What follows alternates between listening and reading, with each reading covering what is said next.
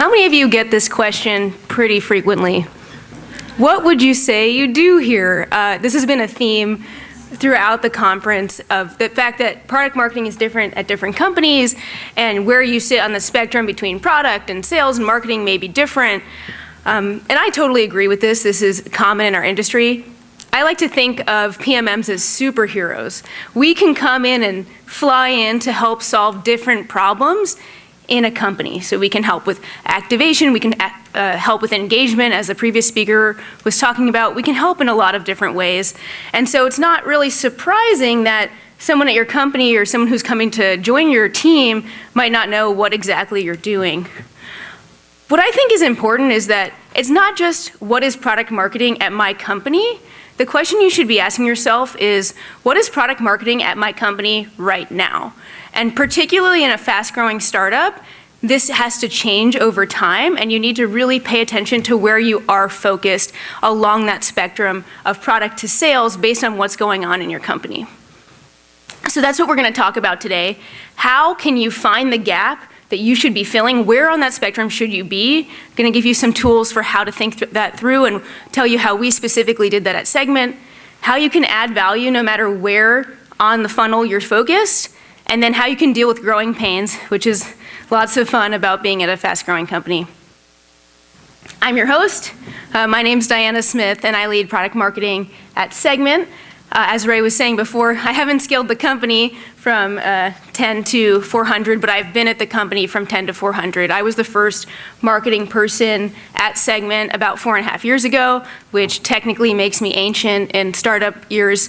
And so I've been there from 10 people. Now we have 400 people at the company. We have global offices. We have over 19,000 customers, from fast-growing startups like Instacart or Strava, all the way up to your massive enterprises like IBM, Intuit, and Levi's.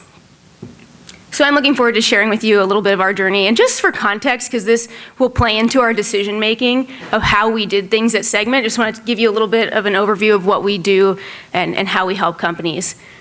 We enable you as a marketing team, as a company, to better understand your customers no matter where they're going and in all of the different tools that you might want to use. So how it works is you would collect all of the data about how people are using your products, your mobile apps, your websites, even maybe back-end servers, collect that with Segment, and then you could easily integrate tools, a lot that people have talked about today, Intercom, Amplitude, all different types of tools for analytics, growth, advertising, what have you. It's all based on the same data, so we remove the need to integrate all those tools one by one. In doing so, we also have added 2 new products recently, one that allows you to govern the data and make sure that it's clean and consistent on its way in, and another that allows you to combine the data into user profiles and segment your audiences. So those are 2 add-on products that we have. For context, this means that most of our audience is fairly technical. We sell mostly to a technical side of the house, so that impacts our decisions down the line. So back to our program, what are we talking about today? We're first going to go over how to find the gap, how knowing your customer is going to be the way that you mostly drive value no matter what it is that you're doing, and perhaps my most unintuitive and difficult lesson of loving yourself, which we'll get back to later. So finding the gap. We've seen a lot of images like this today and yesterday. We all know it's not this clean. You don't sit perfectly in the middle of all these different groups. I feel like we're more like amoebas. This is what I found when I searched amoeba on the internet. And we're kind of moving around the lines over time. How do you know where to put your focus and where to focus? So the first thing is, what work just isn't getting done across your company? What's a gap that you could help with your knowledge of your customers and your messaging and positioning experience? Is it that there's not a lot of, the product team is really new, or maybe the sales team is growing really rapidly and they don't know what to say to customers? And then secondly, what are your top challenges as an organization? Are you trying to scale? Or are you trying to move into a new market? That should impact where you're focused. And sometimes you have to say, I am the man who can. I'm going to jump in and save the day. It may or may not be a coincidence that Wonder Woman's name is Diana, but we'll just let that one be. So how do we do this at Segment? I'm going to walk you through different phases of our growth and what we focused on and why. So, your company may be different, but hopefully the decisions behind the reasoning behind our decisions can help you decide what to do at your company. So Series A, biggest gap that we had, I was the only marketing person there. There was early days, like one salesperson, one success person. Early days through the Series A, we didn't have a product team. Like, our product team was engineers and our founders who were also engineers.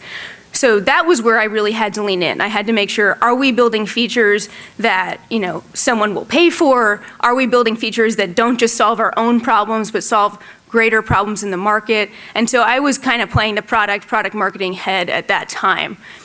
Also, we were focused on demand gen because we only had one marketing person. We had to scale signups, so I was also fairly focused on that. Those are my two big areas at the time. That was because there were no other marketers, so pretty straightforward.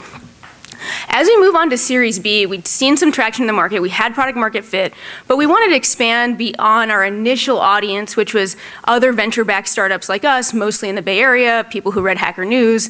It's only a small audience to go out there. And because our product is so technical, we found that the best strategy to do this was writing really deep, interesting, thoughtful content. However, at this time, we had hired a bunch of marketing people that actually weren't very successful because we didn't give them the tools that they needed to really address our audience. And at this time, our marketing team grew and then got a little smaller, and product marketing took back content. So we own content because we're the deepest in the product. This is a segment-specific decision. If you have a product that's not maybe as technical, you probably don't want to own content because it's going to balloon your headcount. But that was something that we needed to do, and we had to educate the market. At this time, the sales team was growing, but not so fast that they couldn't learn through osmosis. We're all in one room. It was still a bit easier for them to find their way. Fast forward to Series C. This is a wide period of time, and we had massive growth. We tripled our sales team. We went up to 400 people. We started to really have a product org, so they were handling some of those initial questions that we used to help with. They understood the idea that their product has to sell and that there has to be an audience, so we didn't have to be quite on top of them for that. They had that more themselves. And so our new focus was, how can we help the sales team move up market? They need new messaging to target these different audiences, and they're growing so quickly. It's hard for them to learn as fast as they did before, so we really focused there. We also launched 2 new products because the original product that we had gotten so much great customer feedback about what other adjacent areas we could solve. And so the PMM teams also were very tightly involved with the incubation, beta testing, rolling out and launching of those 2 new products that actually account for close to 20% of our revenue in just under 1 year. My main takeaways from this exercise is thinking about, find the gap. What does your marketing team look like? What does your product team look like? There's so many different things that product marketing can do and will do over time that you need to figure out, where are you going to drive the most value for your company? And then it's not enough to just do that. You have to communicate where you're at. This approach really doesn't work if you're moving around all the time and nobody knows what you're doing. You really have to communicate to all your cross-functional stakeholders. What are you focused on? What are the core metrics? Are you focusing on acquisition? Are you focusing on engagement? Because that gives them more space to jump in where you're not focused, and also makes it so that not everything is your problem, which can definitely happen if you have too wide of a scope. Second lesson. I feel like I'm preaching to the choir here. You all know how important it is to know your customers as product marketing people. I actually think we should know them better than anyone else, which is a strong statement, because obviously product teams should know their products, the customers, the success team should know your customers. But I think that prioritizing this will help you build messaging that actually resonates with your market. It will get you a seat at the product table. The product folks will listen to you if they know that you have the customer at heart and you have anecdotes and data to back up your point of view. Our product team actually says their favorite thing about the product marketing team is that we're brutally honest about whether or not a product has hit product market fit. And it helps them to have us as kind of an objective party in the discussion, because they can be too deep in it sometimes to take a step back and we have that kind of discussion. Also helps you develop effective campaigns. We don't need to go through all the different tools at your disposal, but there's so many different things you can do to continue to understand who your customers are and refine your understanding of your customers. This is really important at a market like ours. It's changing rapidly. In the beginning, no one knew about this type of software. Now we have some competitors, so we have to continue to refine our understanding of a customer. My favorite thing, just talk to them. Love it. Interview your customers. You can do more scalable things like surveys. I love taking on data sets that already exist in your organization and analyzing them. So do you have Salesforce data? Can you do win-loss analysis? There's so many different things that you can do to drive more information. And it's not just that you know your customers. You have to take your knowledge back to your product teams and your sales teams. And it has to be poignant. It has to be synthesized. If you just give them a whole bunch of information, everything's on fire, nothing's on fire. You really have to synthesize and prioritize your recommendations, and that's how you're gonna gain value. That's what's gonna make you valuable to those teams and help them, because they're also trying to sift through all these different things. So things we do at Segment are we prioritize the top product requests along with ARR that we could potentially get. For the product team, we work closely with the sales and product, or the sales and success teams to just talk to them directly and see what would help you the most. On the success side, what would help retain customers the most. Sometimes we'll do analysis on NPS, competitive. The main point I want to get across here is you shouldn't just know your customers, you should take that into very specific recommendations for your product and sales teams.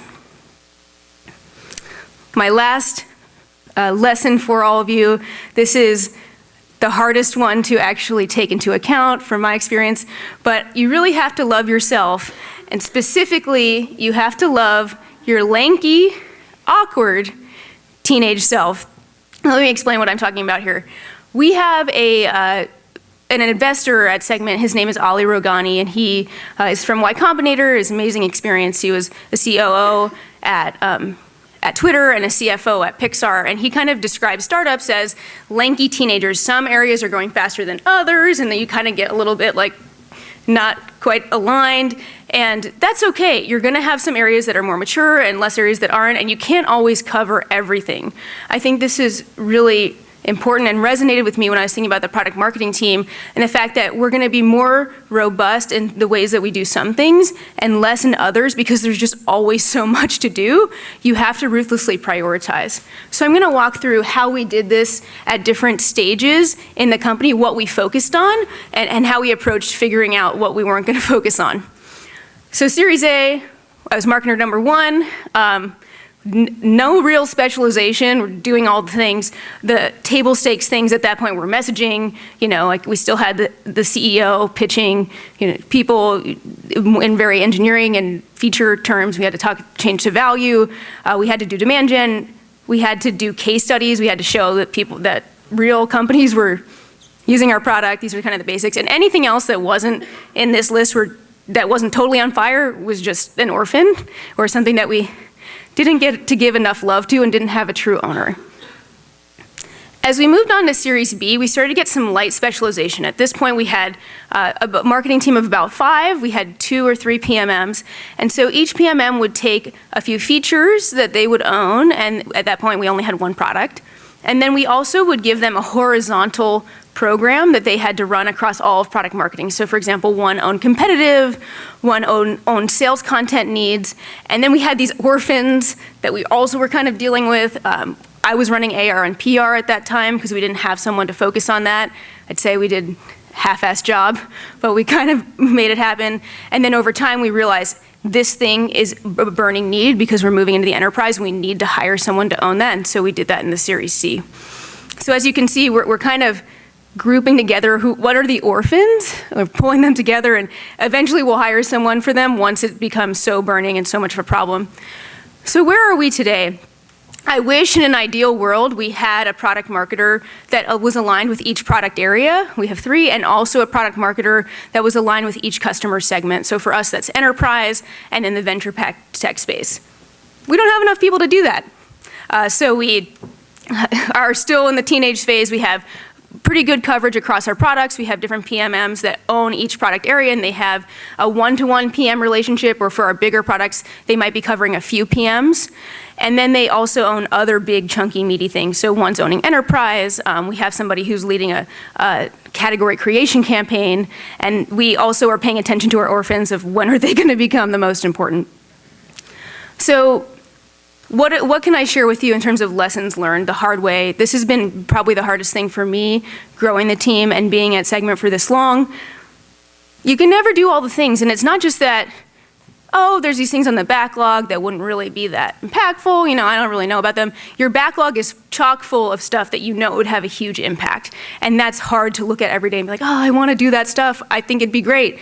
The reality is you can't, and that's actually why it's so fun to work at a company like this, because you do have this plethora of things that you can do, and prioritization is the name of the game.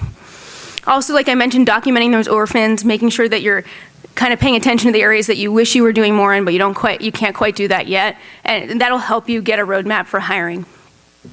Speaking of hiring, though, the absolutely worst thing that you could do at a startup, or really anywhere, I think, is hire too quickly and not wait for the right person. I think in these situations where you have so much to do, you just want to fill that hole. You want to fill the hole, but if you see pink flags in the hiring process, they will turn into red flags later. That's going to cause more pain to your whole team. So I'd just say be patient.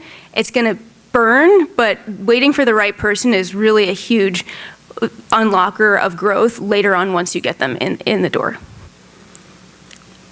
I adapted from earlier. There was somebody yesterday who had their Twitter slide, so this is one, if you want, that has some of the key learnings. Just to recap, I think this is relevant whether you're at a high growth startup or even if you're at an enterprise that has their things pretty tightened up. What's the biggest gap? Where can you add the most value, and what are the challenges that your company is facing that you can help with? Know your customer better than anyone else. And some areas are going to grow faster than others. You can't cover it all. That's okay. I want to leave you with one quote, which is from one of our customers that really encapsulates this idea that resonated with me. It's the CTO at Glossier, and he said, "We do pain-driven development. Where we have pain, we fix it." Thank you. Would love you to so much. Love to answer any questions if we have time. I know you're all hungry. Just a quick one. It's great timing because I actually have this exact chat with my boss this week. But I was curious on the series. I was a little confused on the mapping of the resources in the Series C phase. Oh, sure. Mm-hmm. It sounds like some PMMs have a one-to-one relationship with with your PMs. Some have a three-to-one relationship. I guess I'm just kind of curious about how you think about that. Sure. And then related to that is where you live in the organization. Sure. So to answer the first one quickly, we report into marketing. So I'm one of the marketing leads, and we report into VP of marketing. There's also growth and brand in that area. And then in terms of the structure, it's really dependent on how mature the product area is. So for our core product, what we call connections, there's multiple PMs working on that thing. So we have 2 PMMs that are covering almost 6 PMs on that product, but they're grouped by that product area. On our newest product, we have 1 PM to 1 PMM, and then in our medium stage product, we have 1 PMM to like 2 PMM or 2 PMs. So we group our PMMs, sorry, I keep getting confused. We group our product marketers by product area, and then they can cover more PMs if the product's more mature. Because the reason behind that is that usually you're not launching as many new, big, amazing features. It's a lot of smaller, what we would call P2 or P3 launches that are a little bit easier to manage over time. Thank you for your presentation. My question is about keeping the voice and tone consistent, because you have a lot of product marketers on the team. Yeah. How do you keep the voice and tone consistent, and who owns it? And my second question is about, you talked a lot about messaging. How do you know if your messaging is really resonating with your customers? Great question. So starting with voice and tone, I will admit, I don't think we're the best at this. I think there's other companies who do it way better. Like you look at Slack or MailChimp, to me, those are people I look up to.